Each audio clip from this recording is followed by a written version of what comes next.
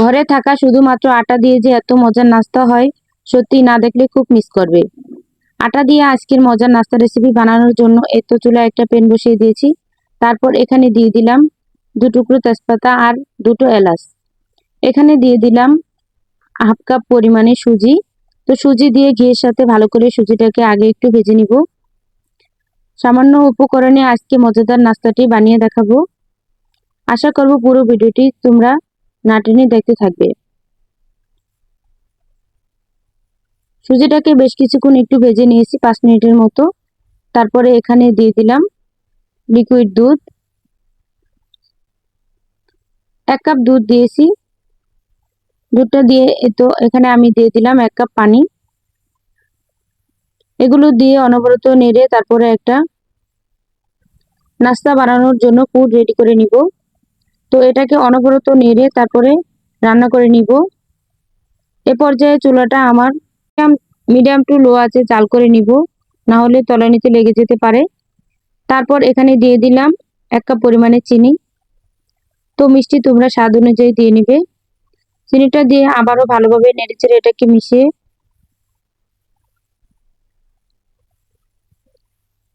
সুন্দর করে এটাকে রান্না করে নিব। এখানে দিয়ে দিলাম স্বাদ মতো একটু লবণ।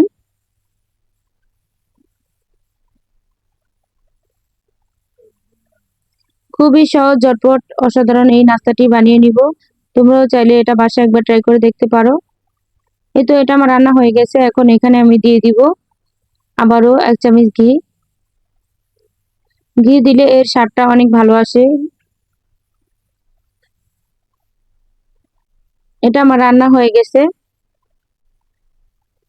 তারপর ওটাকে নামিয়ে এক সাইডে রেখে দিয়েছি। এরপর চুলায় আবার একটি প্যান বসিয়ে দিয়ে এখানে দিয়ে দিলাম 1 কাপ পানি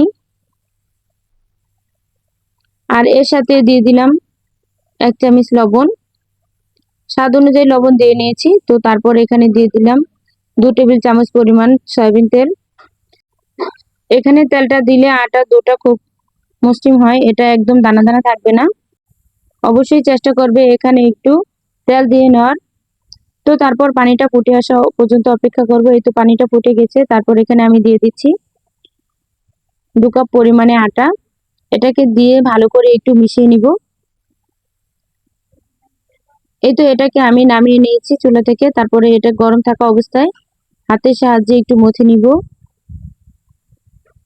অফ ক্যামেরাতে এই তো এটাকে আমি মথে নিয়ে তারপর এরকম সফট একটা ডো তৈরি করে নিয়েছি। দেখো এটা কতটা নরম হয়েছে।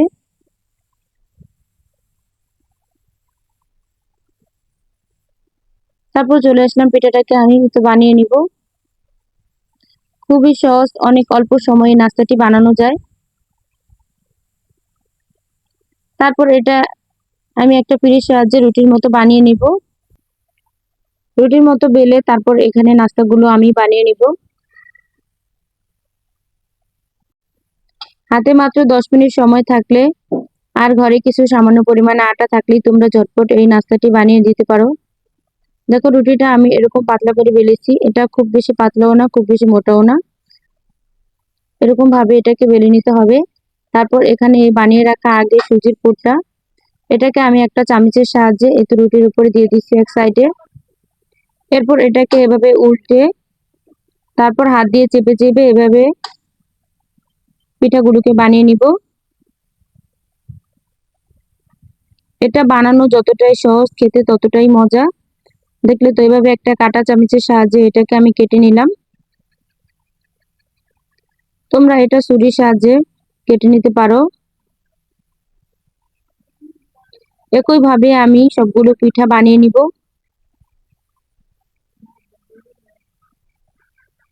তারপর এভাবে আমি আরেকটা বানিয়ে নিচ্ছি।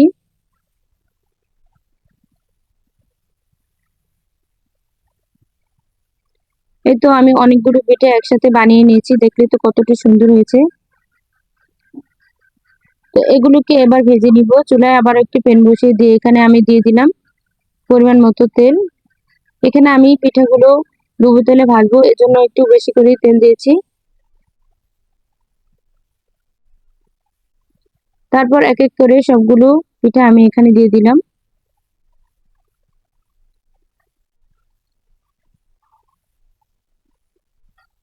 উল্টে পাল্টে সুন্দর করে এটাকে ভেজে নিব। চুলাটা এই পর্যায়ে মিডিয়াম আঁচে আছে। বেশি জোরে জাল করে নেওয়া যাবে না, তাহলে পিঠাটা পুড়ে যাবে, ভিতর থেকে সিদ্ধ হবে না। তো এভাবে করেই অল্প আঁচে আস্তে আস্তে করে এগুলোকে ভেজে নিতে হবে। সুন্দর একটি কালার না আসা পর্যন্ত এটাকে উল্টে পাল্টে ভেজে নিব।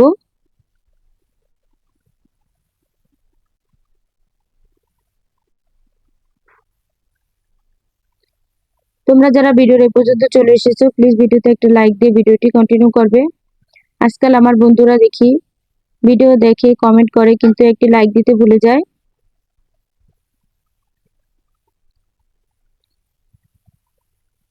এই তো পিঠাটা আমার এক বেশ ভাজা হয়ে গেছে। এভাবে করে আমি সবগুলো পিঠা ভেজে নিব। এই তো সবগুলো বানিয়ে নেওয়া শেষ। দেখো এটা কতটা লোভনীয় লাগছে, খেতে অতটাই মজা ছিল। এটা তো আমার ঘরে সবাই অনেক বেশি পছন্দ করেছে। আশা করব তোমাদের কাছেও খুব ভালো লেগেছে। একটা আমি ভেঙে দেখাচ্ছি, দেখো ভিতরটা কত সুন্দর। এটা এতটাই মজা, মুখে দিলে মিলিয়ে যাবে। এই ছিল আজকের আমার নাস্তা রেসিপি। আশা করি তোমাদের কাছে অনেক ভালো লেগেছে। সবাই ভালো